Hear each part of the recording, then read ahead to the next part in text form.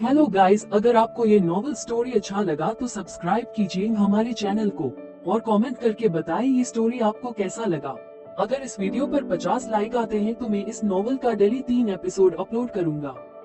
Research और development department का technical core एक चैलेंजिंग टास्क था। अक्षरा को इस समस्या को हल करने में पूरे 2 घंटे लगे। उसने एक ईमेल लकी को भेजा और उसे ढूंढने निकल पड़ी। लेकिन लकी उठ खड़ा हुआ, अपना सामान समेटने लगा और बहुत खुश दिखाई दिया। चलिए, काम खत्म हुआ। शुक्रवार की दोपहर हर कर्मचारी के लिए सबसे खुशी का समय होता है। आखिरकार वीकेंड का स्वागत करने का वक्त आ गया था। लकी ने बात खत्म की, तब जाकर उसने अक्षरा को नोटिस किया। कैसा चल रहा है तुम्हारा काम, जूनियर? अक्षरा ने बोलना शुरू ही किया था। मैं कोई जल्दी नहीं। लकी ने उत्साहित होकर उसे बीच में ही रोक दिया। वीकेंड पर आराम करो, जो भी है सोमवार तक छोड़ दो। अक्षरा ने और कुछ नहीं कहा। हालांकि उसने ज्यादा काम नहीं किया था, पर उसे समझ में आया कि शुक्रवार के बाद वीकेंड के वक्त किसी से काम की बात करना परेशान करने वाला हो सकता है। बेहतर था कि वो अपने सीनियर्स के वीकेंड में खलल न डाले। आखिर उसने रिसर्च और डेवलपमेंट डिपार्टमेंट में बस एक छोटा सा काम ही किया था। लकी ने अपना बैग लिया और बाहर चला गया। जब वो अक्षरा के पास से गुजरा तो रुका और उसे सांत्वना देते हुए बोला, परेशान मत होना, तुमने बहुत अच्छा काम किया है। अक्षरा को समझ में नहीं आया कि वो किस बारे में बात कर रहा था।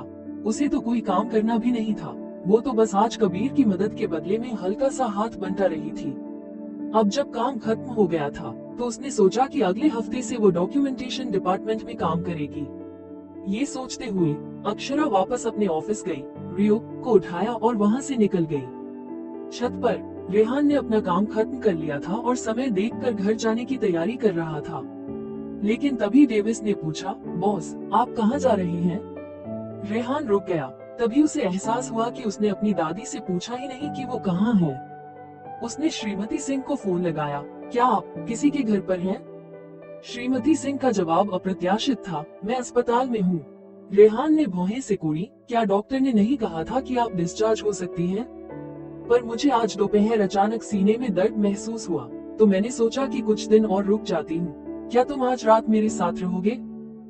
ठीक है, अगर तुम्हें लगता है कि तुम्हारे लिए आना मुश्किल है। मैं तो बस एक बूढ़ी औरत हूँ जिसे कोई प्यार नहीं करता। मुझे तो बस अस्पताल में अकेले रहना है। जब रात में पानी पीने के लिए उठूं तो भी कोई साथ नहीं।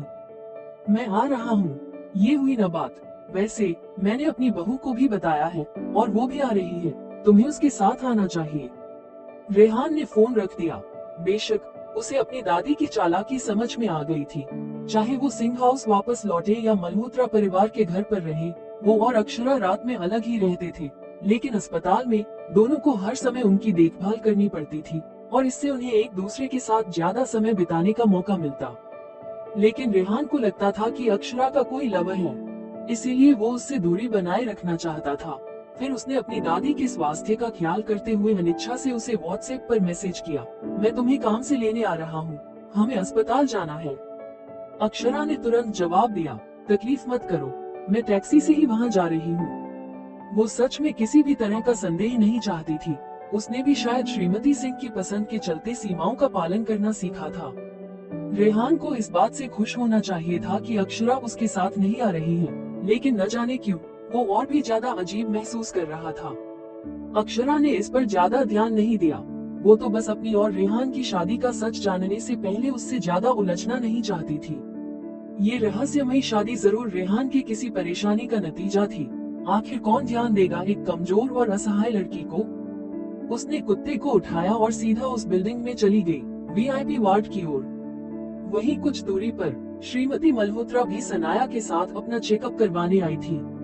सनाया अपनी माँ का सहारा दे रही थी और दोनों उस दिशा में देख रही थी जहाँ अक्षरा जा रही थी। श्रीमती मल्होत्रा ने संकोच से कहा, वो अक्षरा है क्या? वो अस्पताल में क्यों है? क्या वो बीमार है? सनाया ने हल्की झुंझलाहट महसूस की। पुरानी श्रीमती सिंह अस्पताल में भर्ती थी और ये बात सिंह परिवार से छुपाई नहीं जा सकती थी। लेकिन वो जिद्दी थी और किसी को भी उनसे मिलने नहीं दे रही थी।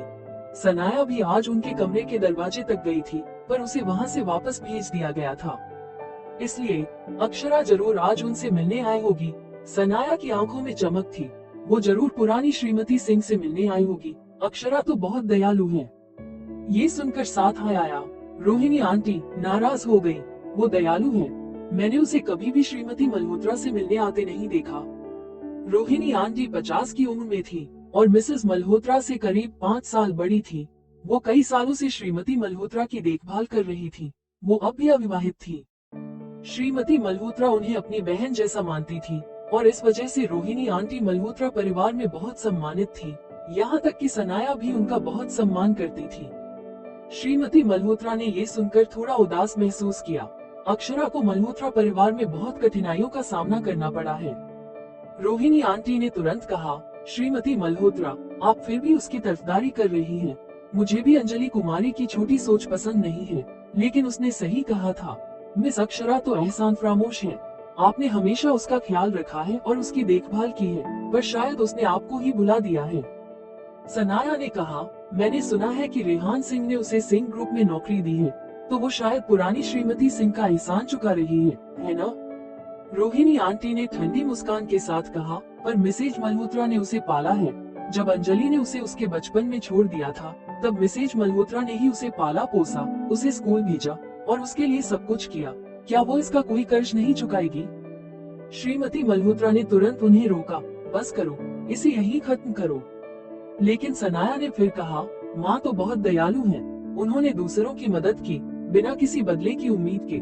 लेकिन कुछ लोग तो आभार मानना जानते हैं, जैसे डॉक्टर साउथ। मेरी माँ ने उन्हें स्कूल के लिए थोड़ा सा ही पैसा दिया था और उन्होंने हमारे परिवार की कितनी मदद की।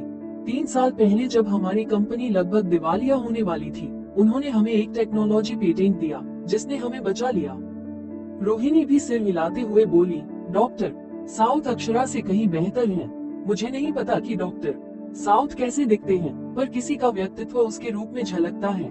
मुझे यकीन है कि वो बहुत अच्छे दिखते होंगे। सनाया ने तुरंत जिज्ञासा जताई, मुझे भी जानने का बहुत मन है कि डॉक्टर साउथ कैसे इंसान है। माँ, कल मुझे भी ले चलिए। श्रीमती मल्होत्रा ने मुस्कुराते हुए उसके नाक पर हल्के से थपकी दी, ठीक है, तुम्हें भी ले चलूंगी। ये सब बातें करते हुए वो लोग नीचे पार्किंग लॉट की ओर चले गए। अक्षरा वीआईपी वार्ड के अंदर थी और बिस्तर के पास वाले सोफे पर बैठी थी। उसकी नजरें मिसेस मल्होत्रा पर टिकी थी। अक्षरा देख सकती थी कि मिसेस मल्होत्रा का चेहरा हल्का पीला था और वो बांस की तरह पतली और सीधी दिखती थी। इसके बावजूद उनके व्यक्तित्व में एक अजीब सी मोहकता थी। सान्या उनसे कुछ कह रही थी और मिसेस मल्होत्रा ने हल्की सी झुंझलाहट के साथ सिर हिला दिया। माँ और बेटी के बीच एक गहरा अपनापन नजर आ रहा था। जैसे ही गाड़ी चली गई, अक्षरा ने बेमन से खिड़की से नजर हटाई और वापस मुड़ी। तभी उसने देखा कि मिस्टर सिंह उसके पीछे खड़े थे। वो बोले, वो कौन थी? मुझे कुछ जानी पहचानी सी लगी। अक्षरा के चेहरे पर एक मुलायम सी मुस्कान आ गई और वो जवाब देने ही वाली थी कि तुम दोनों का चेहरा इतना मिलता है।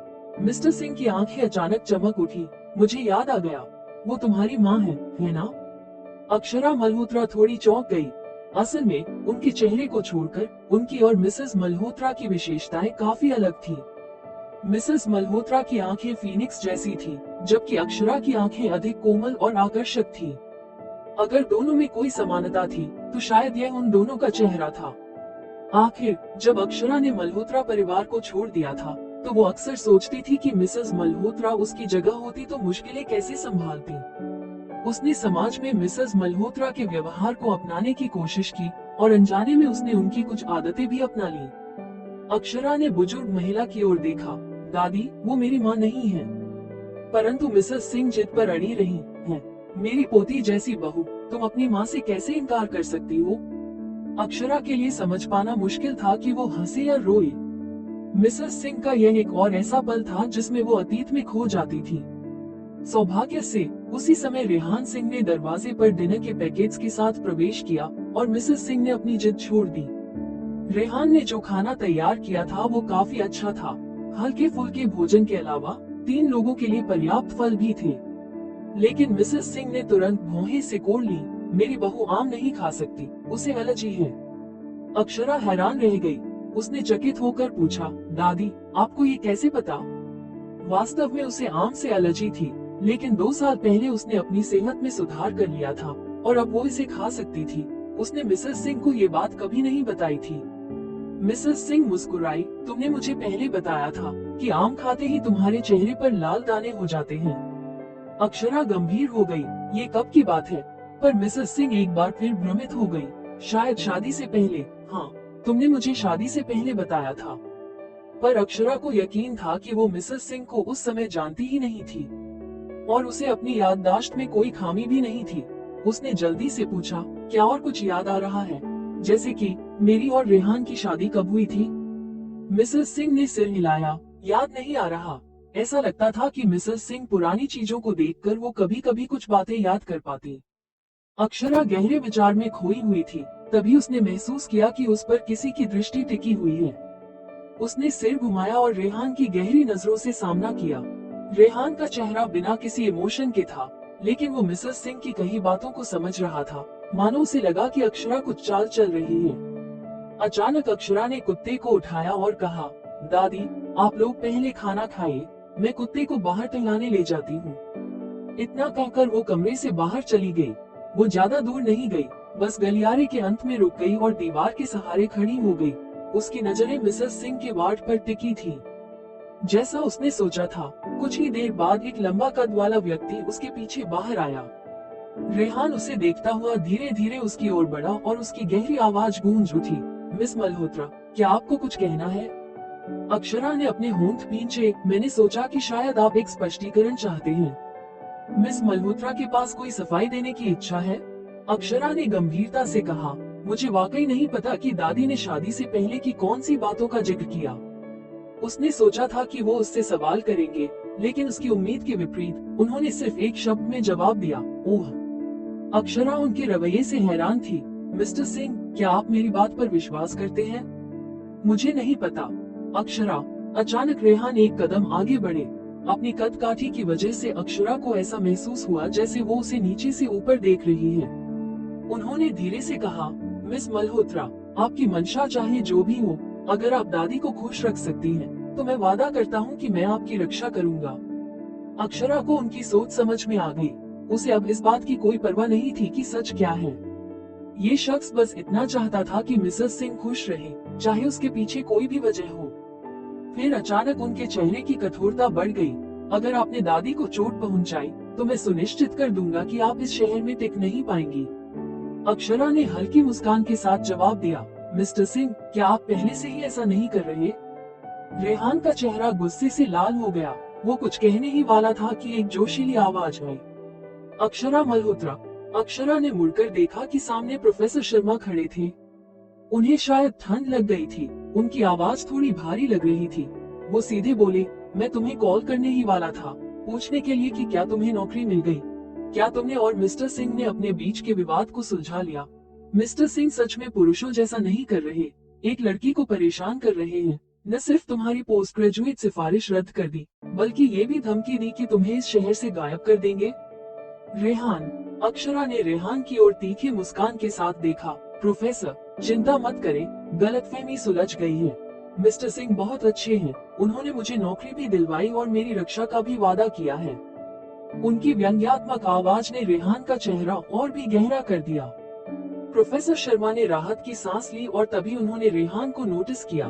दोनों को इतना करीब देखकर उन्होंने संकोच से पूछा, क्या ये आपके पति हैं? रेहान। उनका चेहरा और भी सख्त हो गया। अक्षरा की मुस्कान थोड़ी और खिल उठी, हाँ, ऐसा ही कुछ। प्रोफेसर शर्मा ने फिर से रेहान की ओर गंभीरता से देखा और कहा, देखने में तो बहुत स्ट्रॉन्ग हो और जवान भी हो, तुम्हें एक अच्छी सी नौकरी ढूंढनी चाहिए, क्यों अक्षरा से काम करवा रही हो? जब प्रोफेसर ये बातें बोल रहे थे, तब अक्षरा मुंह बंद करके हंस रही थी। मल्होत्रा मनसेन। पूरे परिवार के सदस्य डाइनिंग टेबल पर लंच कर रहे थे। मिसेस मल्होत्रा की तबीयत ठीक नहीं लग रही थी और उनकी भूख भी नहीं थी। मिस्टर मल्होत्रा ने तुरंत उनकी चिंता व्यक्त की। स्मृति, क्या हुआ? तबीयत ठीक नहीं लग रही?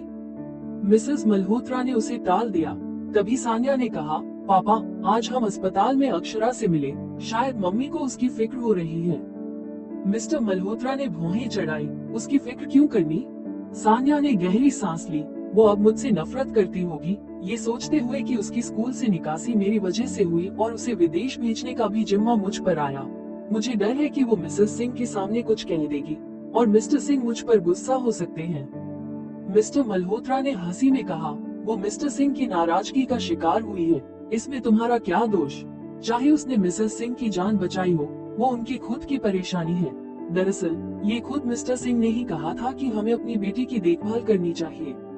सान्या के चेहरे पर एक अजीब सी कठोरता थी। उसे अच्छी तरह याद था कि उसने मिस्टर सिंह के संदेश का झूठा जिक्र किया था। वो सब अब शायद खत्म हो चुका है ना? उसे हमेशा पता था कि उसके पिता मिस्टर मल्होत्रा उस पर केवल इसलिए मेहरबान है क्योंकि वो मिसेस मल्होत्रा की बेटी है। अगर मिस्टर मल्होत्रा को ये पता चल गया कि सनाया ने सिंह परिवार को नाराज किया है, तो इसके नतीजे की कल्पना भी नहीं की जा सकती थी। तभी मिस्टर मल्होत्रा का फोन बजा। उन्होंने फोन उठाया और कहा, मिस्टर डेविस, आपने कॉल क्यों किया? क्या मिस्टर सिंह का कोई निर्देश है? ये सुनते ही सनाया का दिल बैठ गया। ये वही नहीं होना चाहिए जो उसने सोचा था, है ना? उसका मन घबरा उठा। फोन पर डेविस की आवाज आई। मिस्टर सिंह ने कहा है कि मैं मिस अक्षरा मल्होत्रा से पूछूं कि मेरे बॉस ने कब ये कहा कि वो मिस अक्षरा को दिल्ली से गायब करना चाहते हैं। ऐसा तो कुछ मेरे बॉस को भी याद नहीं है। मिस्टर मल्होत्रा का चेहरा सख्त हो गया और उन्होंने सनाया की तरफ हैरानी से देखा। सनाया का चेहरा तुरंत फीका पड़ गया। मिस्टर मल्होत्रा ने अजीब तरह से हंसकर डेविस से माफी मांगी। डेविस ने अंत में बोला, मल्होत्रा परिवार को अपनी बेटी को सबक सिखाने की जरूरत है, और फोन काट दिया। इसके बाद मिस्टर मल्होत्रा ने सनाया को घूरा। सनाया ने सिर झुका लिया और रोते हुए बोली, जब मैंने अक्षरा को रेहान सिंह के करीब देखा तो मुझे डर लगा कि वो मेरी और अक्षय की शादी पर असर डालेगी। मुझे और भी डर था कि सिंह परिवार मुझे नापसंद करेगा। पापा, मैंने जानबूझकर कुछ नहीं किया। ये कोई बहाना नहीं है कि तुमने मिस्टर सिंह के नाम का गलत फायदा उठाया। मिस्टर मल्होत्रा गुस्से से बोले। सनाया ने अपनी मुट्ठी भींची। उसकी दिमाग में एक विचार आई और वो रोते हुए बोली, पापा, आखिर अक्षरा भी आपकी ही बेटी है। मुझे लगा आप उसे डांट नहीं पाएंगे। बकवास, जैसा कि उम्मीद थी। मिस्टर मल्होत्रा ने विषय बदल दिया। कितनी बार कहा है, मेरे दिल में सिर्फ एक ही बेटी है और वो तुम हो। अक्षरा तुम्हारे मुकाबले कहाँ ठहरती है? मिसेस मल्होत्रा सहमत नहीं थी। राज, ऐसा मत कहो। आखिरकार अक्षरा भी तुम्हारी बेटी है। मिस्टर मल्होत्रा तुरंत पीछे मुड़े। स्मृति, इतने सालों बाद भी तुम नहीं समझी। मैंने तुम्हारे साथ गलत किया जब अंजलि के धोखे में आ गया था। मैं कभी उसे या उसकी बेटी को अपना नहीं मानूंगा। मेरे दिल में सिर्फ तुम और हमारी बेटी ही मेरे परिवार हो। अंजलि, जो एक नौकरानी के रूप में किनारे खड़ी थी, ये सुनकर अपने गुस्से में मुठियां भींच लीं। वो मिस्टर मल्होत्रा की ओर नफरत भरी नजरों से देखती रही। राज मल्होत्रा वो आदमी था जिसे उसने दिल से चाहा, उसका बचपन का दोस्त और पड़ोसी था। फिर भी उसने हमेशा स्मृति की परवाह की और उसे कभी अपनाया नहीं। उस समय जब अंजलि प्रेग्नेंट थी, वो उसके पास प्रेगनेंसी टेस्ट लेकर गई और कहा कि वो उसकी रखैल बन सकती है, पर उसने बेरहमी से उसे दूर भगा दिया, ये कहते हुए कि वो अपनी पत्नी के साथ बेवफाई नहीं करेगा। अंजलि के पास कोई और चारा नहीं था। वो मिस मल्होत्रा यानी स्मृति के पास गई और सिर्फ बहुत झगड़े के बाद ही उसे मल्होत्रा परिवार में रहने की इजाजत मिली। इतने सालों में राज ने कभी भी उसे कोई महत्व नहीं दिया और अक्षरा को भी जैसे नजरअंदाज किया। अंजलि के लिए खुशी की बात ये थी कि उसने दोनों बच्चों को बदल दिया था। अंजलि ने सिर झुका लिया और अपनी आंखों में उभरती मुस्कान को रोकने की कोशिश की। राज कभी नहीं जान पाएगा कि जिस बेटी को वो इतने सालों से अपनी समझता था, सया असल में अंजलि की बेटी थी। और अक्षरा, वो लड़की जिसे उसने कभी अपने घर का हिस्सा नहीं समझा, उसी का असली खून थी। हालांकि मिसेस मल्होत्रा ने सिर हिलाया। राज, सनाया गलत थी। उसने झूठ बोला और अक्षरा के बारे में हमें गलतफहमी दी। हमें अक्षरा से माफी मांगनी चाहिए। टेलर ने गुस्से से कहा, माफी? हमारी बेटी अंजलि की बेटी से माफी मांगेगी? अंजलि ने तुरंत कहा, कोई जरूरत नहीं है। मल्होत्रा परिवार ने उसे पाला है, ये पहले ही एक एहसान है। इसके अलावा उसने मिस्टर सिंह का पीछा करके पहले ही गलत किया है। मल्होत्रा परिवार का उसे अनुशासन में रखना ठीक है। मिसेस मल्होत्रा ने उन दोनों को देखा और एक गहरी सांस ली, पर आगे कुछ नहीं कहा। रात के खाने के बाद सया जब अपनी माँ को उनके कमरे में छोड़ने गई, तो मिसेस मल्होत्रा ने उससे कहा, अगर कल तुम्हारे पास समय हो तो मैं तुम्हें अक्षरा से मिलवाऊंगी और उससे माफी मांगने कहूंगी। सया का चेहरा एकदम सख्त हो गया। उसने अपने पिता की सजा तो टाल ली थी, पर मिसेस मल्होत्रा की नहीं। उसने कमजोर स्वर में कहा, ठीक है। ये सुनकर मिसेस मल्होत्रा ने फिर से गहरी सांस ली। तुम्हें अक्षय को डॉक्टर साउथ से मिलवाना था, है ना? चलो कल ही कर लेते हैं। सनाया की आंखें चमक उठी। उसने अपनी माँ का हाथ पकड़ लिया। आप सबसे अच्छी हो माँ। क्योंकि उसने मिस्टर सिंह की नाराजगी मोल ली थी, इसलिए उसने सिंह ग्रुप के 2% शेयर भी खो दिए थे। अब उसे जल्दी से अपनी अहमियत साबित करनी थी ताकि अक्षय उससे सगाई तोड़ने का फैसला न करे। मिसेस मल्होत्रा ने उसके सिर पर हाथ फेरते हुए असहायता में सिर हिलाया। सया के जाने के बाद मिसेस मल्होत्रा ने रोहिणी से कहा, बहन रोहिणी, इन सालों में मेरी तबीयत इतनी बिगड़ गई कि मैं सया को सही तरीके से सिखा नहीं पाई। मैंने अपनी जिम्मेदारी ठीक से नहीं निभाई और उन्होंने खांसना शुरू कर दिया। पर रोहिणी ने कहा, मैडम, आप जरूरत से ज्यादा सोच रही हैं। मुझे लगता है कि मिस सया बहुत अच्छी है। वो समझदार और अच्छी बेटी है। कभी कभी झूठ बोलती भी है तो क्या, अगर आगे जाकर वो सुधर जाए तो इससे फर्क नहीं पड़ेगा। लेकिन मिसेस मल्होत्रा बोली, अक्षरा तो कभी झूठ नहीं बोलती। उन्होंने फिर से जोर से खांसना शुरू कर दिया। रोहिणी ने उन्हें बिस्तर पर सहारा देकर बिठाया। आप हमेशा बहुत सोचती हैं। यही वजह है कि इतने सालों बाद भी आप इस बीमारी से उबर नहीं पाई। मिसेस मल्होत्रा ने कड़वाहट भरी मुस्कान दी। अगले दिन सुबह से ही अक्षरा थोड़ी बेचैन थी। 10 साल बाद वो मिसेस मल्होत्रा से मिलने वाली थी और उसे समझ नहीं आ रहा था कि वो खुश होंगी या नाराज। दोपहर में उसने घर जाकर नहाने और कपड़े बदलने का सोचा। बुजुर्ग महिला ने रेहान से उसे घर ले जाने को कहा। वो दोनों जैसे ही अस्पताल के नीचे पहुंचे, उन्होंने देखा कि डेविस आ रहा है। बॉस। रेहान ने उसे हल्का सा सिर हिलाकर देखा। फिर डेविस ने एक कागज का टुकड़ा अक्षरा को पकड़ाया। मिस मल्होत्रा, आप इसे देख सकती हैं। अक्षरा ने आश्चर्य में कागज लिया और पाया कि उस पर देश के कुछ प्रमुख विश्वविद्यालयों के नाम और न्यू एनर्जी और मेडिसिन फील्ड के कुछ प्रसिद्ध प्रोफेसरों के नाम सूचीबद्ध थे। उसने आश्चर्य से डेविस की ओर देखा। ये क्या है? डेविस ने हल्के से थोड़ी ऊपर उठाई। ये सभी प्रोफेसर शर्मा से ज्यादा प्रसिद्ध प्रोफेसर हैं। आप इनमें से किसी एक को अपने पोस्ट ग्रेजुएट स्टडीज के लिए चुन सकती हैं। मिस्टर सिंह की तरफ से ये एक मुआवजा है, क्योंकि आपकी रिसर्च पोजीशन एलिजिबिलिटी कैंसिल कर दी गई थी। इसे आप एक लाभ के रूप में देख सकती हैं। अक्षरा के होठों पर मुस्कान आई। इसकी कोई जरूरत नहीं है। उसने उनमें से कई प्रोफेसरों के बारे में सुना था और उनमें से कई ने तो उसे खुद ही ईमेल भेजे थे उसके पेशेवर ज्ञान को सीखने के लिए। तो आप प्रोफेसर शर्मा के साथ ही अपना ग्रेजुएट प्रोग्राम जारी रखना चाहती हैं? नहीं। तो अगर ये लोग आपको पसंद नहीं हैं, क्या आप डॉक्टर साउथ के साथ अपना ग्रेजुएट प्रोग्राम करना चाहती हैं? डेविस ने माथे पर हल्की सी शिकन लाते हुए कहा, वो थोड़ा मुश्किल है।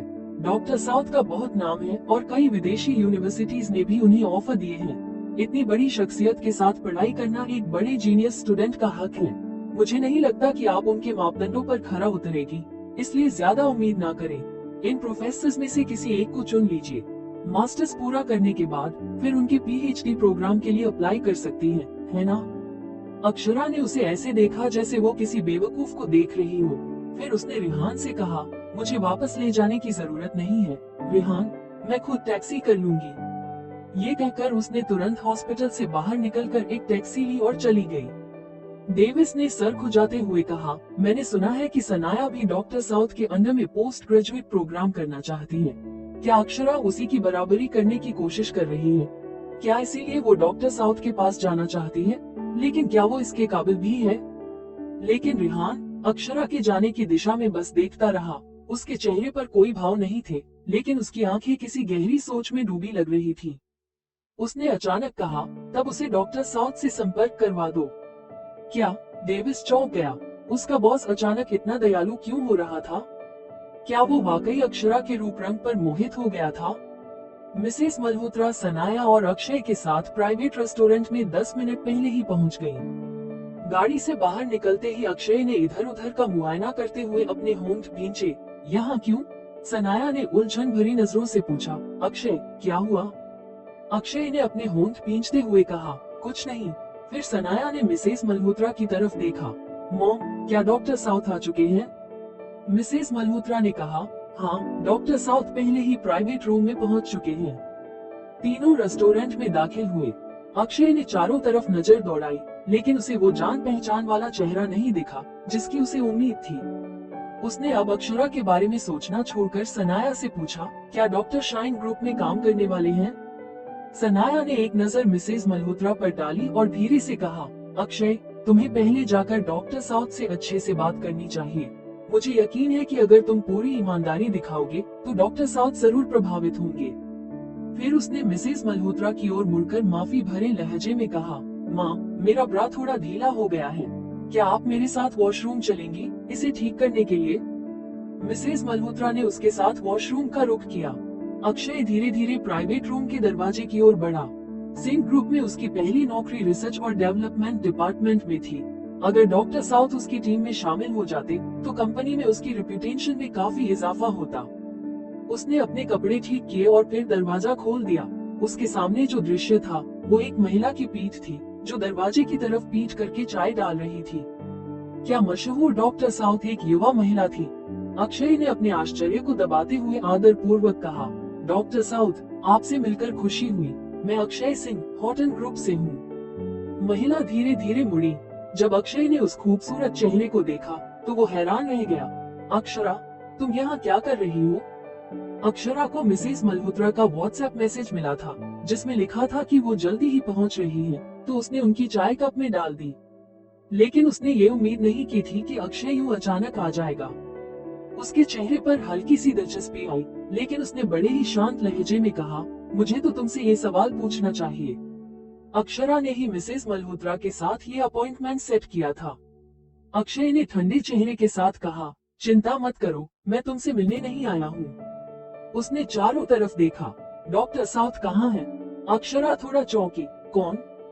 अक्षय ने झुंझलाहट भरे स्वर में कहा, इस रूम में जो गेस्ट हैं, वो कहाँ हैं?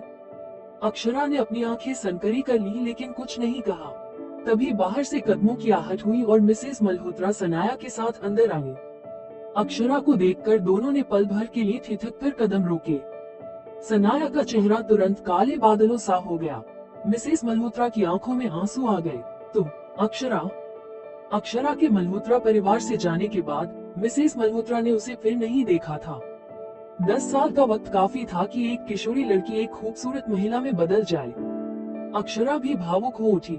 उसे देखकर मिसेस मल्होत्रा के चेहरे पर न तो कोई असहजता थी और न ही कोई उदासी, बल्कि सिर्फ खुशी झलक रही थी। शायद पिछले 10 सालों में उससे दूर भागना बेवजह ही था।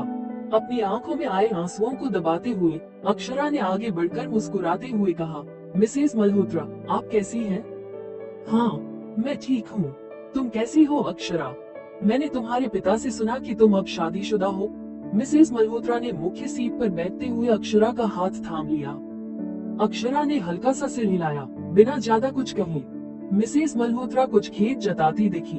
वो पूछना चाहती थी कि अक्षरा ने अपने पति को मल्होत्रा परिवार में क्यों नहीं लाया, लेकिन कल मिस्टर मल्होत्रा का रवैया और सनाया का अक्षरा की अनदेखी करते हुए उसे डांटना याद कर वो चुप रह गई। ये देखकर सनाया ने जलन भरी नजरों से अक्षरा को देखा।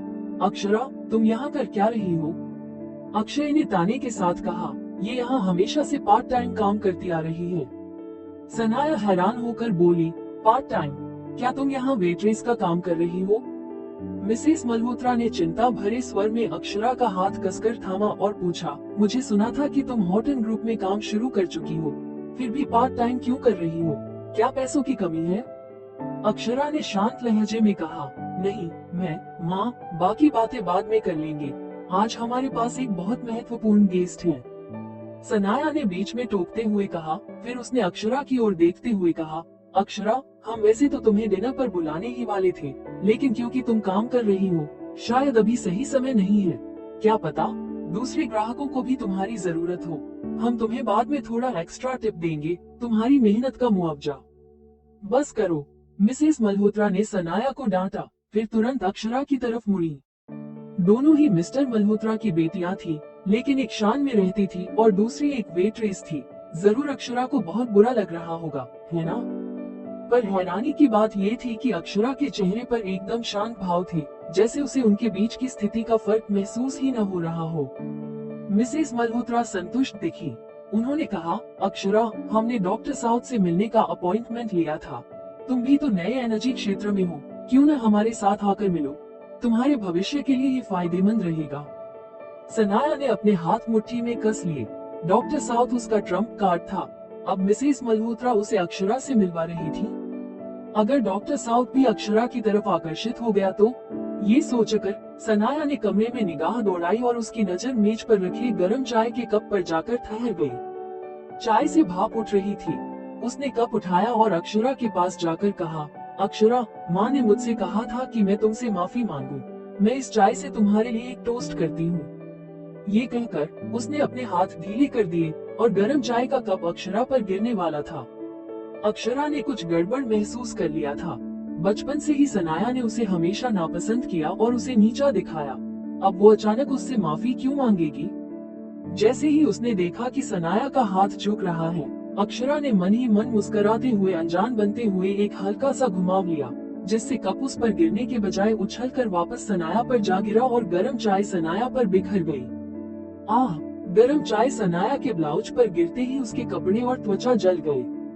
सनाया ने चीख मारते हुए खुद को संभालने की कोशिश की और आहत स्वर में बोली, अक्षरा, मुझे पता है कि तुम मुझसे नफरत करती हो, पर तुमने ऐसा कैसे कर दिया? अक्षरा ने मासूम बनते हुए अपनी नजरें झुका ली और कहा, मुझे माफ करना, मैंने तुम्हें देखा नहीं था। सनाया की आंखों में आंसू आ गए जैसे वो रोने ही वाली हो। ये देख अक्षय गुस्से से बोला, अक्षरा, क्या यही है तुम्हारा वेट्रेस का तौर तरीका? इतनी लापरवाही कि तुमने अपने कस्टमर को चोट पहुंचा दी। अपने मैनेजर को बुलाओ, मैं तुम पर शिकायत दर्ज करूंगा। मिसेस मल्होत्रा ने तुरंत उसे शांत करने की कोशिश की। बस करो, हम सब परिवार ही हैं। सनाया ने झट से कहा, बिल्कुल सही। शायद अक्षरा डॉक्टर साउथ से मिलने के एक्साइटमेंट में थोड़ी ज्यादा ही भावुक हो गई है।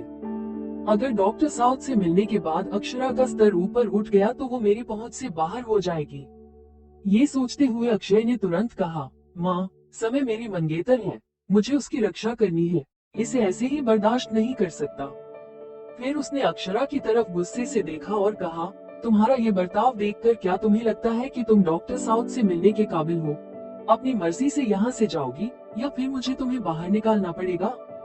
मिसेस मल्होत्रा ने भौहें सिकोड़ ली और कुछ कहने ही वाली थी कि सनाया ने जल्दी से उनका हाथ पकड़ लिया। माँ, अक्षय को गुस्सा आ रहा है, पहले अक्षरा को जाने दीजिए ताकि और ज्यादा झगड़ा न हो। मिसेस मल्होत्रा के पास कोई और चारा नहीं था। उन्होंने धीरे से सिर हिलाया और अक्षरा की तरफ माफी भरी नजरों से देखा। अक्षरा, समय मिले तो घर आया करो, अगली बार मौका मिला तो मैं खुद डॉक्टर साउथ से तुम्हें मिलवाऊंगी। अक्षरा कुछ कहने ही वाली थी कि इसला ने फौरन बात बदल दी। माँ, डॉक्टर साउथ अब तक क्यों नहीं आए?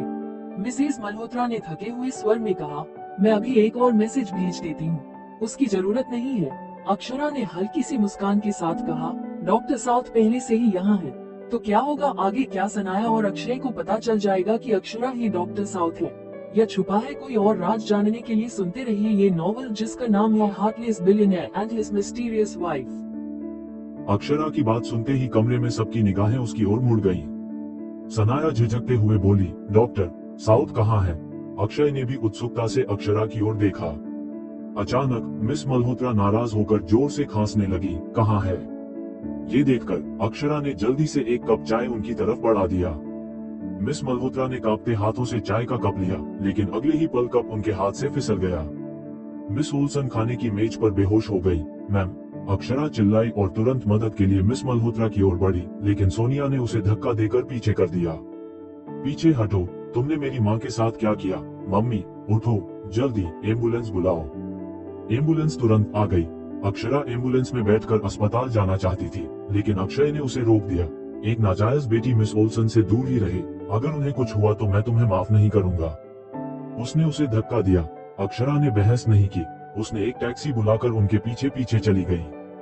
रेहान ने अपने दादी के साथ खाना खत्म किया और बाहर काम कर रहे थे। कागजात पढ़ते पढ़ते रेहान चिड़चिड़े हो गए और खिड़की से बाहर देखने लगे। अचानक उन्होंने नीचे एक जानी पहचानी सी आकृति देखी। कुछ लोग तेजी से एक स्ट्रेचर को इनपेशेंट डिपार्टमेंट की ओर ले जा रहे थे। अक्षरा थोड़ी दूर से उनका पीछा कर रही थी और बहुत टेंशन में दिखाई दे रही थी। रेहान ने अपनी भौहें उठाई और अचानक खड़े होकर नीचे की ओर चले गए।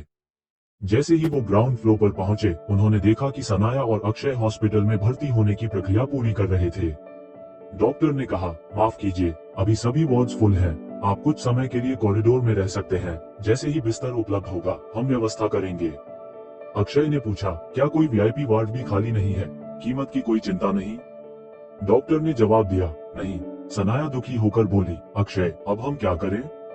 घबराओ मत, मैं कुछ करता हूँ। अक्षय ने अपना मोबाइल निकाला और एक और जाकर फोन करने लगे। रेहान ने देखा कि जहाँ सनाया चिंतित दिख रही थी, वहाँ उसे मिस मल्होत्रा न के लिए कोई असली फिक्र नहीं दिख रही थी।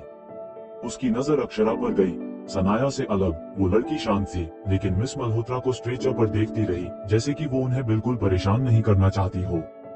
वो कुछ नहीं बोल रही थी, लेकिन उसके चेहरे से साफ था कि वो चिंतित थी।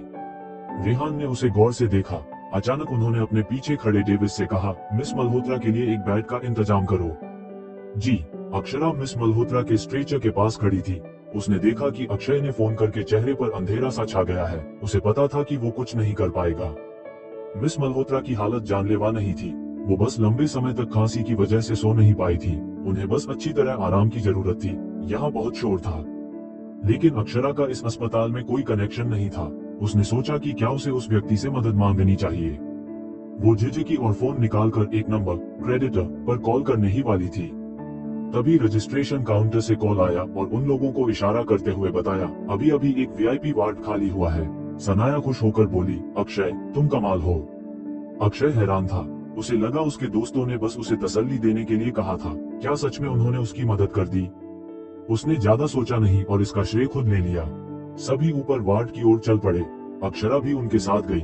मिस मल्होत्रा 10 साल पहले की तुलना में और भी ज्यादा कमजोर दिख रही थी। उनके चेहरे पर कोई रंग नहीं था। उन्हें वार्ड में ले जाया गया। अक्षरा उनके पीछे गई, लेकिन सोनिया ने दरवाजे पर उसे रोक दिया। अक्षरा, मेरी मम्मी को आराम चाहिए, कृपया उन्हें परेशान न करें। धम, दरवाजा बंद हो गया। अक्षरा वहीं खड़ी रह गई, चौंक गई। हालांकि वो मिस मल्होत्रा के स्वास्थ्य को लेकर चिंतित थी, लेकिन उसे समझ आ गया कि उसके पास इस दरवाजे को खोलने का कोई अधिकार या हक नहीं है। अक्षरा ने तय किया कि वो इंतजार करेगी जब तक मिस मल्होत्रा जाग नहीं जाती, इसलिए वो बाहर बेंच पर बैठ गई। थोड़ी देर बाद उसे तेज कदमों की आवाज सुनाई दी। राज मल्होत्रा चेहरे पर चिंता का भाव लिए हुए हड़बड़ी में वार्ड में घुस गए। इस बात की पुष्टि करने के बाद कि मिस मल्होत्रा की हालत गंभीर नहीं थी, उन्होंने सोनिया को बाहर ले जाकर बात की। राज ने गहरी सांस लेते हुए पूछा, क्या हुआ? वो अचानक बेहोश कैसे हो गई? सनाया ने अक्षरा की ओर देखकर कहा, अक्षरा डॉक्टर साउथ से मिलने की जिद कर रही थी। उसका अक्षय के साथ झगड़ा हुआ, जिससे मम्मी को गुस्सा आ गया। इतना सुनते ही राज ने अक्षरा की ओर गुस्से में देखा। एहसान फरामोश लड़की। बिना कुछ कहे उसने अपना हाथ उठाया और उसे थप्पड़ मारने की कोशिश की। अक्षरा ने बचने की कोशिश नहीं की। उसके मन में बस मिस मल्होत्रा का बेहोश होने के बाद का चेहरा घूम रहा था। अक्षरा को वो बातें याद आ रही थी जो सनाया ने एक बार कहे थे, मेरी मम्मी तुम्हारी वजह से दुखी है। शायद उसे वाकई मिस मल्होत्रा के सामने नहीं आना चाहिए था। आशा के विपरीत उसे दर्द महसूस नहीं हुआ। जब उसने अपनी आंखें खोली तो उसने देखा कि उसके सामने एक लंबी कदकाठी वाला शख्स खड़ा है। रेहान सूट बूट में किसी एक्टर की तरह हैंडसम लग रहा था। अक्षरा ने पलकें झपकाई, अपनी आंखों में आए आंसू और दिल के दर्द को दबाते हुए। उसने राज की घबराई हुई आवाज सुनी, मिस्टर सिंह, आप यहाँ क्या कर रहे हैं? तभी उसने रेहान की गहरी और सधी हुई आवाज सुनी, मिस्टर मल्होत्रा, मैं इसमें दखल नहीं देता, लेकिन मेरी दादी इस लड़की को पसंद करती है और अगर उन्होंने इस पर किसी चोट का निशान देखा तो वो नाराज होंगी। राज ने तुरंत कहा, मुझे माफ कर दीजिए। वो कुछ कहने ही वाले थे कि मिस मल्होत्रा को खांसी आए। वो जाग गई थी। राज और सनाया तुरंत अंदर चले गए। अक्षरा खड़ी हुई। मिस मल्होत्रा की हालत जानने के लिए अंदर जाना चाहती थी, लेकिन हिम्मत नहीं हुई। वो दरवाजे के पास बहुत देर तक झिझकती रही।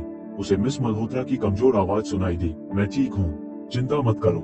मैंने बहुत दिनों से ठीक से सोया नहीं था, इसलिए जैसे ही बेहोश हुई सो गई। वो काफी आरामदायक था। अक्षरा ने राहत की सांस ली। उसकी खोई हुई ऊर्जा फिर से लौट आई। रेहान ने उसकी ओर देखा। अक्षरा बहुत टेंशन में दिख रही थी और उसे इस पर दया आ गई। उसने पूछा, क्या तुम अंदर नहीं जा रही हो? अक्षरा ने जवाब दिया, अभी नहीं। नहीं तो फिर बहस छिड़ जाएगी, जिससे मिस मल्होत्रा को परेशानी होगी। जैसे ही दोनों मुड़े, उन्होंने देखा कि बुजुर्ग महिला जो बटलर के सहारे खड़ी थी। मुझे सुना कि मेरी पोती की सास अस्पताल में भर्ती है, इसलिए मैं देखने आ गई। अक्षरा ने उनका हाथ थाम लिया। दादी, मिस मल्होत्रा मेरी माँ नहीं है। क्या मैंने गलत समझा? बूढ़ी महिला ने अचानक अपना फोन निकाला, एक फोटो ढूंढी और उसे अक्षरा को दे दिया। बहू, ये फोटो तुमने मुझे पहले भेजी थी। कहा था कि इसमें तुम और तुम्हारी माँ हो। क्या वार्ड में जो इंसान है वो इस फोटो में वाला ही नहीं है? अक्षरा ने फोटो पर नजर डाली और तुरंत चौंक गई। फोटो में मिसेज सिंह और वो खुद थी। अक्षरा ने फोटो को उलझन से देखा। फोटो में वो और मिसेज मल्होत्रा समंदर किनारे थे। दोनों ने सफेद शिफॉन की ड्रेस पहनी हुई थी। अक्षरा आगे थी और मिसेज मल्होत्रा पीछे। दोनों के चेहरे पर मुस्कान थी। वे वाकई में माँ बेटी जैसी लग रही थी जिनका रिश्ता गहरा था। लेकिन अक्षरा के पास कभी सफेद शिफॉन की ड्रेस थी ही नहीं। वो मल्होत्रा परिवार को जूनियर हाई स्कूल में ही छोड़ चुकी थी और तब से मिसेज मल्होत्रा को देखा भी नहीं था। तो फिर यह फोटो कहां से आए? उसने मिसेज सिंह का फोन लिया और फोटो को जूम करके देखा। तब उसे कुछ सुराग मिले। फोटो को फोटोशॉप किया गया था। एडिटिंग बहुत ही अनप्रोफेशनल थी, जैसे कि इंटरनेट से किसी माँ बेटी की फोटो निकालकर उसमें उसके और मिसेज मल्होत्रा के चेहरे जोड़ दिए गए हों। उसने मिसेज सिंह की ओर देखा। मैंने यह आपको कब भेजा था? मिसेज सिंह ने सिर हिलाया। मुझे याद नहीं है। मैंने आपको ये किस तरह भेजा, ईमेल या मैसेज? मिसेज सिंह फिर से सिर हिलाती रही। मुझे याद नहीं है। अक्षरा को समझ नहीं आया कि क्या कहे। मिसेज सिंह कभी कभी ऐसी बातें कह देती थी जो किसी को भी हैरान कर दे। फिर जब उनसे जवाब मांगा जाता तो वे उसे ठीक से नहीं बता पाती। ये सब अक्षरा को कभी कभी गुस्सा दिला देता था। लेकिन इस बार मिसेज सिंह दृढ़ थी। बहू, वो तुम्हारी माँ है। तुम्हें अपनी माँ को नजरअंदाज नहीं करना चाहिए। अक्षरा तो चाहती थी कि काश सच में मिसेज मल्होत्रा उसकी माँ होती। अक्षरा ने अपनी आंखें नीची कर ली ताकि उनमें छलकते कड़वेपन को छिपा सके। मैं जानती हूँ। वो मिसेज सिंह को लेकर वापस वार्ड में आ गई। रेहान बाहर गलियारे में खड़ा था। डेविस जल्दी से आ गया। बॉस, हमें पता चला कि मिस मल्होत्रा उस प्राइवेट रेस्टोरेंट में काम करने गई थी और वहां उनकी मुलाकात मल्होत्रा परिवार से हो गई थी। वो घर जाकर शॉवर लेकर कपड़े बदलने गई थी, जबकि रेहान और डेविस को लगा कि वो अपने बॉयफ्रेंड से मिलने जा रही है। रेहान हल्के से मुस्कुराया और बेमन से पूछा, क्या सिंह ग्रुप उसे सही से सैलरी नहीं दे रहा? वरना वो कहीं और काम करने क्यों जाती? डेविस ने जवाब दिया, ऐसा नहीं है। ये तो खुद मिसेज सिंह ने अरेंज किया है। शायद वो काम जो कबीर ने उसे दिया है वो मुश्किल है और उसे डर है कि उसे निकाल दिया जाएगा। कंपनी में अक्षरा की स्थिति पर डेविस पूरी नजर रखता था। हालांकि रेहान को ये सब इतना आसान नहीं लगा। मल्होत्रा परिवार उस प्राइवेट रेस्टोरेंट में क्या कर रहा था? डेविस ने कहा, उन्होंने डॉक्टर साउथ से मिलने का अरेंजमेंट किया था। अक्षय भी इसी वजह से वहां आया था। डॉक्टर साउथ कहाँ है? आखिर में वो नहीं आए। रेहान की गहरी आंखों में हल्की सी चमक आई और एक विचार ने आकार लेना शुरू किया। लेकिन उसे लगा कि यह विचार थोड़ा ज्यादा अजीब है। 2 घंटे के आराम के बाद मिसेज मल्होत्रा बेहतर महसूस कर रही थी। उन्होंने बोलते हुए खांसी की। सनाया, अक्षय को घर भेज दो। ये सुनकर सनाया का चेहरा थोड़ा अजीब हो गया। अक्षय यहाँ इसलिए नहीं रुका था क्योंकि वो मिसेज मल्होत्रा की परवाह कर रहा था, बल्कि वो डॉक्टर साउथ के लिए आया था। उसने हिचकते हुए कहा, माँ, डॉक्टर साउथ। मिसेज मल्होत्रा ने उसकी बात समझते हुए तुरंत कहा, मुझे फोन दो। आज मैंने डॉक्टर साउथ को इंतजार कराया। मुझे माफी मांगनी है। उन्होंने डॉक्टर साउथ को एक टेक्स्ट भेजा और फिर मीटिंग रीअरेंज की और सनाया ने अक्षय को बाहर भेज दिया। सनाया ने कहा, अक्षय चिंता मत करो, डॉक्टर साउथ के साथ कोई दिक्कत नहीं होगी। अक्षय ने कहा, सनाया, इस समय सिंह ग्रुप के R&D डिपार्टमेंट में कुछ मुश्किलें हैं और वे मेरी बात को महत्व नहीं देते। कबीर उनमें से एक है। अगर हम डॉक्टर साउथ को अपनी टीम में शामिल कर पाए तो मैं R&D डिपार्टमेंट में अच्छा योगदान कर पाऊंगा और वहां अपनी जगह बना सकूंगा। इसलिए डॉक्टर साउथ मेरे लिए बहुत महत्वपूर्ण है। उसे जरूर मनाना। ठीक है। वे दोनों ये बात करते हुए लिफ्ट में चले गए। उनके जाने के बाद अक्षरा कोने से बाहर आ गई। वो मिसेज मल्होत्रा के सामने सनाया से टकराना नहीं चाहती थी, इस डर से कि मिसेज मल्होत्रा ज्यादा इमोशनल हो जाएंगी और उनकी तबीयत और बिगड़ जाएगी। वो वार्ड पहुंची, दरवाजा खोला और अंदर आई। राज का चेहरा देखते ही गुस्से से भर गया। तुम यहाँ क्या कर रही हो? बाहर निकलो। अक्षरा की आंखें ठंडी हो गईं। तभी मिसेज मल्होत्रा की स्पष्ट लेकिन कोमल आवाज सुनाई दी। क्या वो अक्षरा है? उसे अंदर आने दो। राज ने अक्षरा को घूरा और चेतावनी दी, मिसेज मल्होत्रा को और परेशान मत करो। मैंने कहा था, ये अक्षरा की गलती नहीं है। मैं बस कुछ दिनों से ठीक से सो नहीं पाई थी। मिसेज मल्होत्रा ने कुछ देर तक समझाया, फिर अक्षरा का हाथ पकड़ लिया। बेचारी बच्ची, तुम आज जरूर डर गई होगी, है ना? हालांकि मिसेज मल्होत्रा दुबली थी और ज्यादा करीब लगने वाली नहीं लगती थी। उनके हाथ बहुत गर्म थे। अक्षरा मुस्कुराई, नहीं, यह अच्छा है। आगे से तुम घर आया करो। मिसेज मल्होत्रा बिस्तर पर लेटी और प्यार से बोली, और तुम्हारे पति को भी लेकर आना। तुम्हारी माँ कहती है वो थोड़ा शरारती है, लेकिन मुझे इस पर यकीन नहीं होता। अक्षरा, तुम्हारी पसंद और समझ अच्छी है। मुझे यकीन है कि तुमने जिसे चुना है उसमें जरूर कुछ अच्छाई होगी। कभी मुझे उनसे मिलवाना। अक्षरा की आंखों में आंसू आ गए। जरूर। जिस दिन उसने शादी का सर्टिफिकेट लिया था, तब से उसे बस ताने और बेइज्जती ही मिली थी। केवल मिसेज मल्होत्रा ही थी जो उसे ऐसी चिंता और फिक्र भरी बातें कहती थी। मिसेज मल्होत्रा कुछ और कहना चाहती थी, लेकिन फिर से जोर से खांसने लगी। राज ने कहा, ठीक है, अब कुछ मत बोलो, तुम्हें आराम की जरूरत है। अक्षरा उठ खड़ी हुई। उसने अपनी जेब से सफेद गोलियों की एक बोतल निकाली और मिसेज मल्होत्रा के हाथ में रख दी। ये खांसी की दवाई है जो मैंने किसी से मंगवाई है। अगर रात को नींद नहीं आ रही हो तो एक ले लेना। ठीक है। अक्षरा ने मिसेज मल्होत्रा की आराम में खलल न डालने के लिए उन्हें अलविदा कहा और बाहर चली गई। उसके जाने के बाद मिसेज मल्होत्रा ने उस दवाई की बोतल को देखा और एक लंबी सांस ली। अक्षरा अभी भी मेरी परवाह करती है। हालांकि राज ने नफरत भरे स्वर में कहा, जो तुम्हारी परवाह करता हो, क्या वो 10 साल तक तुम्हें देखने घर नहीं आएगा? ऐसी कौन सी दवा है जिस पर इतना भरोसा किया जा सकता है, जो पता नहीं किस छोटे क्लिनिक से लाई गई हो? उसने दवाई की बोतल को कचरे में फेंक दिया। मैंने सुना है कि नूरा एक खांसी की दवाई बना रही है जो क्लिनिकल ट्रायल में कारगर साबित हो रही है। मैं उसके लिए कनेक्शन ढूंढूंगा। मिसेज मल्होत्रा की आंखों में निराशा छा गई। तुम वाकई ऐसी अफवाहों पर यकीन करते हो? क्रॉनिक न्यूरोजेनिक खांसी एक दुर्लभ बीमारी है। कौन इसके लिए दवा बनाने का कष्ट करेगा? लागत की भरपाई ही नहीं हो पाएगी। राज ने उनके हाथ को थामते हुए कहा, हमें कोशिश तो करनी ही पड़ेगी। आप सारी रात खांसती रहती हैं और ठीक से सो भी नहीं पाती। यह आपको बहुत तकलीफ देता है और मुझे ये देखकर दर्द होता है। मिसेज मल्होत्रा ने सिर्फ सिर हिला दिया। रात का सन्नाटा पसरा हुआ था। अचानक मिसेज मल्होत्रा को फिर से तेज खांसी आने लगी। वो इतनी थकी हुई थी कि अब उनकी हिम्मत जवाब दे रही थी, लेकिन फिर भी नींद उनकी आंखों से कोसों दूर थी। वो अपने बिस्तर पर करवट लेकर लेट गई, गले में हो रही जलन को दबाते हुए, ताकि दूसरे कमरे में सो रहे राज की नींद न टूटे। कोई नहीं जानता था कि वो अंदर से कितनी टूटी हुई थी। क्रोनिक न्यूरोजेनिक खांसी का पूरी तरह इलाज संभव नहीं था। उनकी बीमारी दिन ब दिन बिगड़ती जा रही थी और लगातार नींद की कमी से उनकी हालत ऐसी हो गई थी कि कई बार उनके मन में आत्महत्या के विचार तक आने लगे थे। अगर वो इतनी मजबूत इरादों वाली न होती तो शायद अब तक अपना जीवन समाप्त कर चुकी होती, लेकिन वो खुद भी नहीं जानती थी कि अब और कितने दिनों तक वो इस दर्द को सहन कर पाएंगी। हाल के दिनों में वो दिन ब दिन और कमजोर होती जा रही थी। शायद वो अपनी बेटी की शादी तक देखने के लिए जिंदा न रहे। मिसेज मल्होत्रा की आंखों में निराशा के आंसू थे जब अचानक उनकी नजर कूड़ेदान में फेंकी गई उस दवाई की शीशी पर पड़ी। पता नहीं कैसे उन्होंने खुद को उठाया, शीशी को उठाया, उसे खोला और एक सफेद गोली बाहर निकाली। उन्होंने उसे अपने मुंह में रख लिया और धीरे धीरे निकल गई। राज ने मिसेज मल्होत्रा का हाथ थामकर कहा, हमें कोशिश करनी ही पड़ेगी। आप सारी रात खांसती रहती हैं और ठीक से सो भी नहीं पाती। मुझे आपको इस तरह तकलीफ में देखना बहुत बुरा लगता है। मिसेज मल्होत्रा ने बस सिर हिलाया। रात गहराई हुई थी।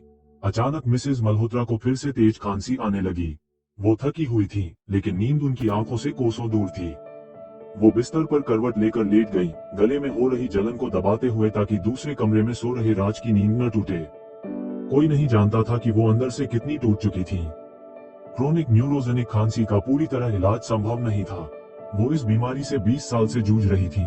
इतने सालों में न जाने कितनी दवाइयां खा चुकी थी, न जाने कितने डॉक्टर से सलाह ले चुकी थी, लेकिन आराम नहीं मिला। शर्ली, जागिए। नोट लिस्टनर्स, राज स्मृति URF मिस मल्होत्रा को शर्ली कहकर बुलाता है। मिसेज मल्होत्रा धीरे धीरे आंखें खोलती है और देखती है कि राज उनके बिस्तर के पास खड़ा है। पूरा कमरा दिन जैसा रोशन हो गया था।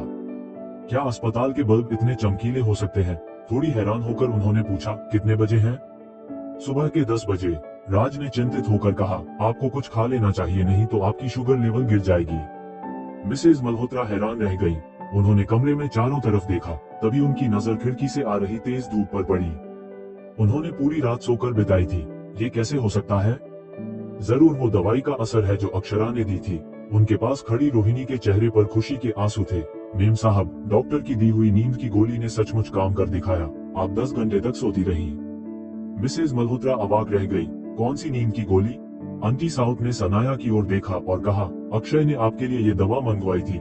उसे पता चला कि आप नींद नहीं ले पा रही, तो उसने एक बहुत ही असरदार नींद की गोली आपकी दवाइयों में मिलाई। हमें लगा कि अगर आपको पता होता तो आप और भी चिंता करती और शायद सो नहीं पाती। हमें नहीं लगा था कि ये इतनी असरदार साबित होगी। मिसेज मल्होत्रा थोड़ा झिझकी। क्या सच में ऐसा था? लेकिन नींद की गोली तो बस सोने में मदद करती है। आज सुबह उठने पर उन्होंने अपने गले को और भी साफ महसूस किया। उनकी नजर तकिए के पास रखी बिना लेबल की प्लास्टिक की बोतल पर पड़ी। वो इसे आज रात फिर से आजमाना चाहती थी। अगर वो सिर्फ नींद की गोली लेंगी और ये दवा नहीं, तो उन्हें पता चल जाएगा कि असल में किसने असर किया।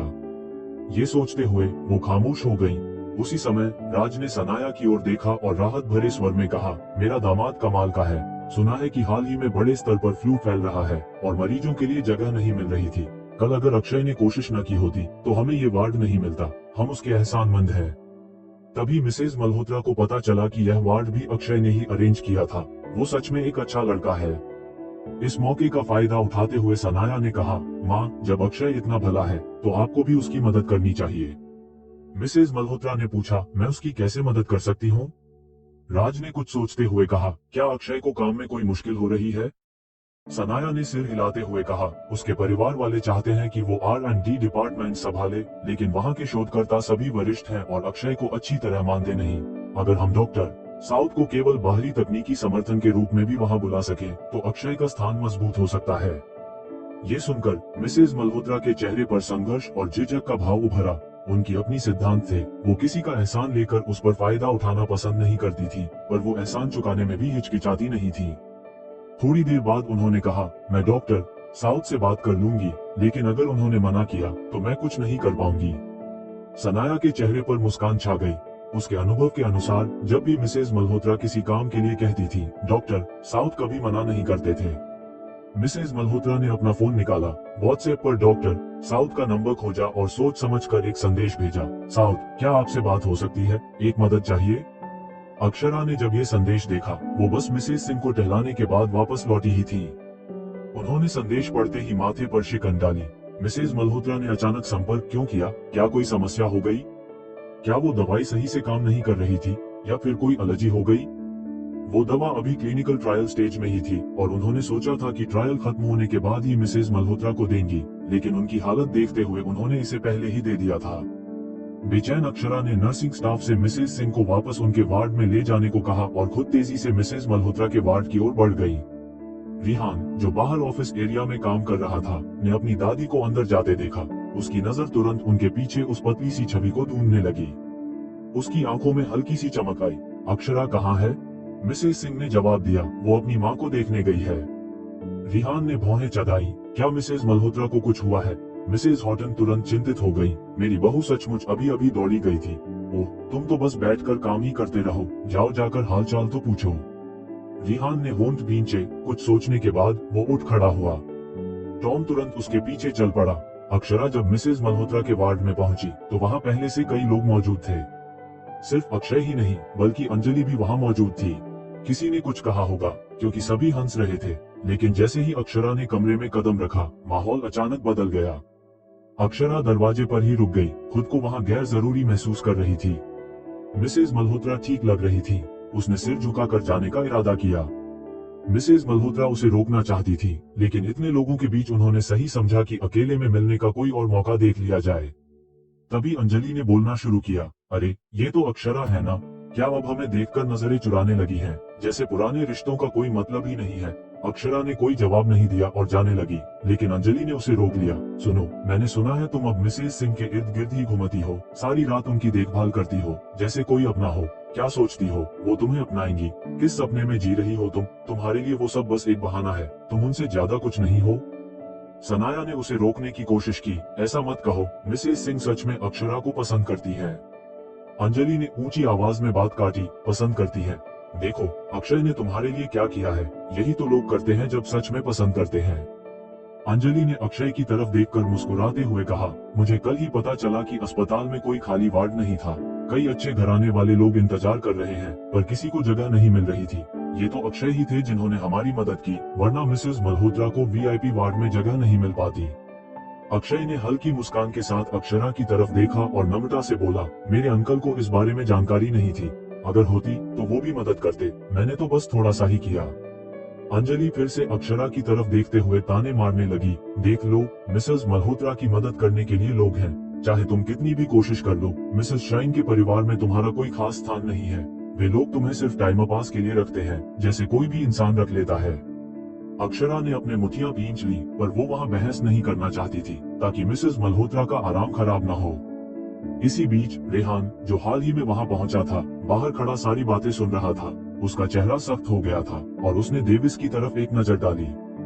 डेविस ने तुरंत इशारा समझ लिया। उसने खांसते हुए वार्ड में कदम रखा और कहा, मिसेज मल्होत्रा, मैं मिस्टर शाइन की तरफ से आपको शुभकामनाएं देने आया हूँ। यहाँ का वार्ड कैसा लग रहा है? आरामदायक है ना? कमरा अचानक शांत हो गया। सभी ने एक साथ डेविस की तरफ देखा, फिर अक्षय की ओर। अक्षय के चेहरे पर एक हैरान सा भाव था। क्या इस वार्ड का इंतजाम उसके बड़े भाई ने किया था? अंजलि भी कुछ पलों के लिए चौंकी, लेकिन जल्दी ही खुद को संभालते हुए हंसने लगी। मिस्टर अक्षय, मुझे नहीं पता था कि आपने मिस्टर हॉटन से इस वार्ड के लिए बात की थी।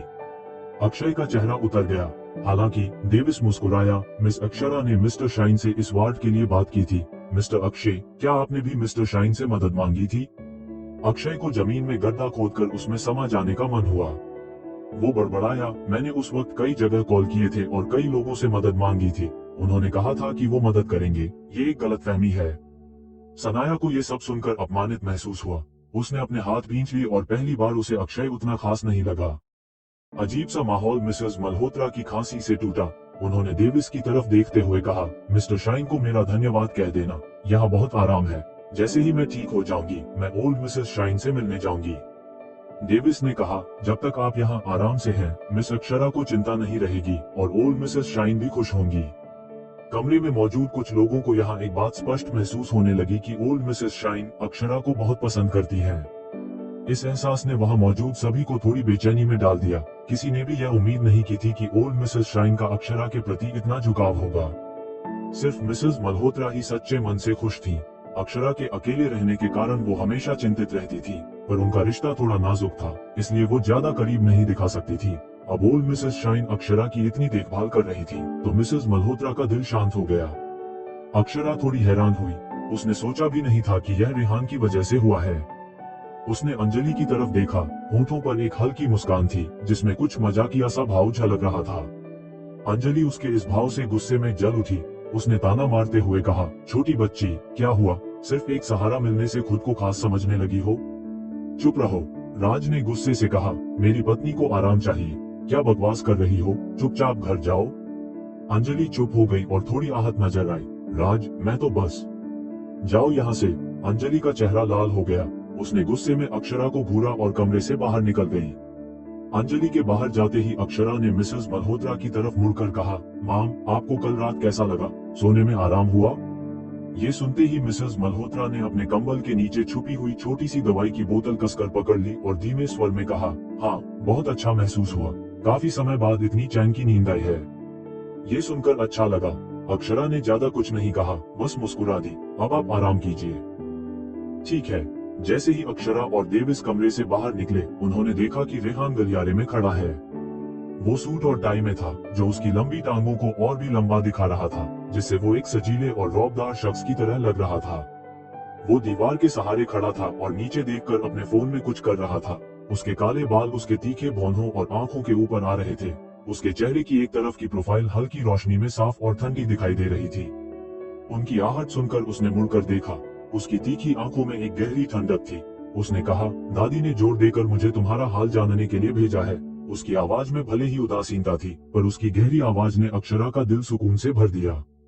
उसने ईमानदारी से मुस्कुराते हुए कहा, धन्यवाद। उसकी मासूम सी आंखों में एक चमक थी, जो उसकी बेपरवाह सुंदरता को और भी बढ़ा रही थी। उसकी मुस्कान इतनी मोहक थी कि रेहान कुछ पल के लिए उसमें खो गया। तभी अंदर से अक्षय की आवाज आई, आंटी, अगर आप ठीक हैं, तो मैं अब चलता हूँ। ठीक है। सनाया, अक्षय को बाहर तक छोड़ आओ। दरवाजा खुला और अक्षय और सनाया बाहर निकले। उन्होंने तुरंत ही रेहान और अक्षरा को देखा। सनाया को जैसे दुश्मन का सामना करना पड़ा हो। उसकी नजरें दोनों के बीच घूमने लगी, मानो उनके रिश्ते का अंदाजा लगाने की कोशिश कर रही हो। अक्षय का चेहरा भी सख्त हो गया। उसने अनजाने में पूछा, बड़े भाई, आप यहाँ क्या कर रहे हैं? रेहान ने बेफिक्र होकर कहा, मुझे अपनी मौजूदगी का हिसाब तुम्हें देने की जरूरत नहीं है। इतने ठंडे जवाब ने अदृश्य दबाव बना दिया। अक्षय के हाथ पसीने से भीग गए। मेरा वो मतलब नहीं था। उसने गहरी सांस ली और अक्षरा की तरफ देखा। लड़की के चेहरे पर एक बेझिझक सुंदरता थी। मिस्टर शाइन भी एक आकर्षक व्यक्ति थे। जब दोनों साथ खड़े होते थे, तो वो सचमुच एक परफेक्ट जोड़ी लगते थे। एक गहरी जलन अक्षय को घेरने लगी और वो खुद को रोक नहीं पाया। मिस अक्षरा, आप इतने समय से मेरी परदादी की देखभाल कर रही हैं। क्या आपके पति को इससे कोई एतराज नहीं? अक्षरा कुछ पल के लिए चौंकी। उसने अनजाने में रेहान की तरफ देखा और हल्की मुस्कान के साथ कहा, उन्हें शायद कोई एतराज नहीं। अक्षय का चेहरा अचानक बदल गया। इससे पहले कि वो कुछ कह पाता, रेहान ने अचानक कहा, क्या तुम वापस वार्ड में आ रहे हो? दादी तुम्हारा इंतजार कर रही है।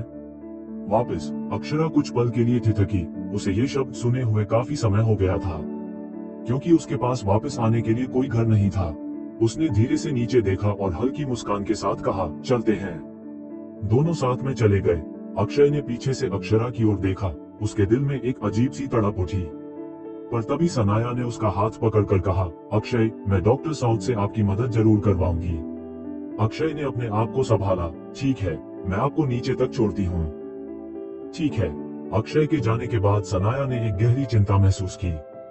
जब वो वार्ड में वापस गई तो उसने देखा कि मिसेस मल्होत्रा बिस्तर से उठकर टहल रही थी।